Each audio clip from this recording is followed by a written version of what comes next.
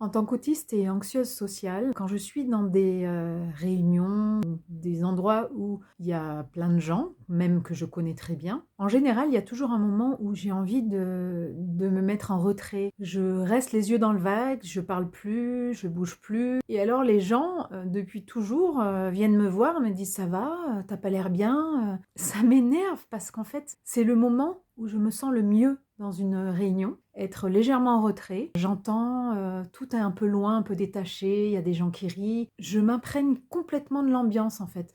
Au moment où on pense que je suis la plus loin de ce qui se passe autour de moi, c'est l'inverse, je suis la plus près, en fait. J'ai plus besoin de mettre des barrières, sociales et je profite avec tous mes sens de cette ambiance que j'aime bien avec des gens autour. Alors je pense aussi que je me repose des efforts sociaux que j'ai faits juste avant, de répondre aux questions, de paraître sympathique, d'être attentive aux autres, voilà, de supporter des fois des bruits ou quoi. Donc je me mets en pause un instant et voilà, ça peut être vraiment intrusif pour moi qu'on me demande: «Ça va?» au moment où en fait je suis le mieux possible, tellement bien et où j'ai surtout pas envie d'être en interaction avec les gens, tout en étant pleinement, profitant pleinement de cet instant. C'est assez paradoxal vu de l'extérieur, je comprends qu'on puisse pas le savoir, le deviner. Alors on en vient à la question que je voulais aborder, dans cette vidéo. Comment on peut expliquer sa façon de faire aux autres qui sont pas autistes ou même aux autres autistes qui fonctionnent pas comme nous, pour, pouvoir être mieux respectés et ne pas blesser les gens autour? Les autistes, désinhibés, n'auront aucun problème avec ça. Ils vont envoyer tout le monde chier, dire, «Fous-moi la paix, en fait, je vais bien, non, pourquoi tu me demandes ça? Tu peux arrêter». Donc ils vont être rudes, ils vont peut-être dire les choses, telles qu'elles sont vraiment et j'aimerais beaucoup être comme ça. Bon, pas dans le sens où on risque de vexer les gens autour, mais dans le sens, c'est tellement plus simple. Mais j'y arrive pas, moi j'ai toujours peur de ce qu'on va penser de moi, j'ai peur de faire de la peine, donc j'ai cette conscience. C'est pas forcément un choix, en tant qu'autiste, hein, on est comme ça ou on n'est pas. Une personne désinhibée ne cherche pas à faire du mal aux autres autour, hein, c'est juste qu'elle comprend pas que ça peut faire du mal. Bref, en tout cas, moi, point de vue masque social, j'ai toujours eu l'habitude depuis toute petite de répondre, «Non, ça va, je suis fatiguée». «Qu'est-ce que tu as? Tu parles pas, tu fais rien?» «Non, je suis fatiguée». Comme ça, on te laisse tranquille, en fait, on te fout la paix. Donc c'est pas une mauvaise solution. Sauf que j'ai mis vraiment des années, quand j'ai voulu mieux me connaître, pour comprendre que c'était pas de la fatigue et qu'est-ce que c'était que cet état-là? J'ai juste envie de rester un moment dans ma bulle. J'ai eu pas mal de monde pendant les fêtes et tout ça. J'ai essayé de réfléchir à ça, c'est comment dire aux gens, par exemple, que on a envie de rester un moment dans la chambre. Donc tout le monde est en famille, tout le monde est ensemble. Bon ben salut, je vais me reposer. On va avoir tendance à dire ça en fait. Encore une fois, l'histoire de la fatigue, parce que apparemment c'est mieux compris par tout le monde. Voilà, on peut arriver à vexer des gens parce que on va se reposer dans la chambre au moment d'une fête de famille où on se voit pas souvent. Enfin, j'ai eu la chance d'arriver à faire ça pendant ces fêtes. Et en fait, j'ai réussi à me préserver beaucoup et à ne pas finir les fêtes, sur les rotules, vraiment à avoir réussi à me respecter plus ou moins mon énergie. J'étais hyper contente, j'ai beaucoup plus profité des fêtes que d'autres fois où, je suis allée trop loin.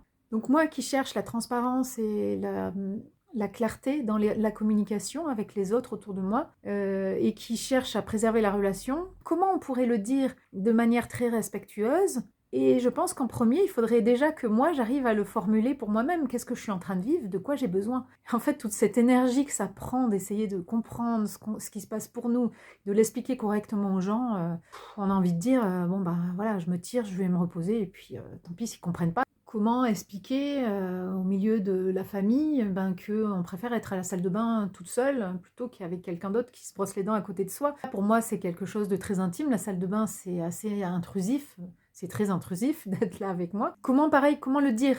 C'est, «Non, non, je vais toute seule parce que, j'ai de la tension, relationnelle si tu es à côté de moi, parce que la salle de bain, c'est intime et je veux y être seule». Enfin, je sais pas dans quelle mesure, quel genre de phrase peut être acceptée et par qui? Aussi me promener toute seule, si quelqu'un, me dit: «Ah ben, je veux bien venir avec toi». Ah, comment dire, «Non merci», «Non, je préfère être seule». Enfin, je pense que tout est disible, comment on dit? Tout peut être dit. C'est juste que moi, j'ai une grande sensibilité sur, tout ce qui pourrait vexer et du coup, je me pose beaucoup trop de questions, en fait. Pour cuisiner aussi, par exemple, j'ai besoin d'être seule dans la cuisine. C'est impossible pour moi qu'il y ait des gens autour. D'une part parce qu'avec mon TDAH, j'arrive pas à me concentrer et encore une fois, je vais y mettre beaucoup trop de temps. Je vais avoir de la tension interne, je vais me stresser, avoir la respiration qui s'accélère, bref, ça fait aussi des symptômes physiques. Je peux pas me concentrer sur quelqu'un qui me parle, sur une recette, je sais déjà plus où j'en suis, sur quelle ligne j'en suis et d'autre part, encore une fois, c'est intime, c'est bizarre, c'est comme si j'avais un peu honte. Oui, j'ai honte qu'on me regarde en train de faire. C'est pareil quand je dessine, quand je fais de l'art. C'est comme si la cuisine, c'était de l'art et j'ai du mal à supporter le fait qu'on me regarde en train de créer parce que ça pourrait être raté. Je préfère dire, «Tiens, j'ai essayé un plat, mais finalement c'est raté», plutôt qu'on me voit faire, puis qu'on me dise: «Ah mais non, mais c'est pas comme ça qu'il faut faire. Ah mais tu fais ça toi? Ah mais machin» et du coup, je vais être gênée et perdre toute confiance en moi et rater mon plat. Comment expliquer ça à quelqu'un? Les gens vont faire, «Ouh!» donc c'est possible de comprendre ça, mais encore une fois, il faut que je prenne beaucoup d'énergie pour essayer de comprendre ce qui se passe pour moi et de le dire avec les bons mots. Donc pas envie quoi.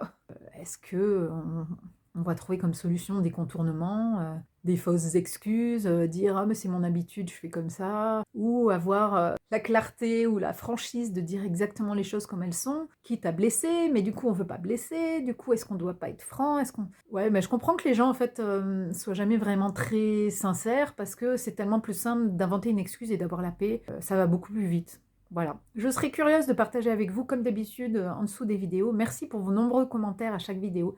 C'est super agréable pour moi d'échanger avec vous et à la prochaine vidéo.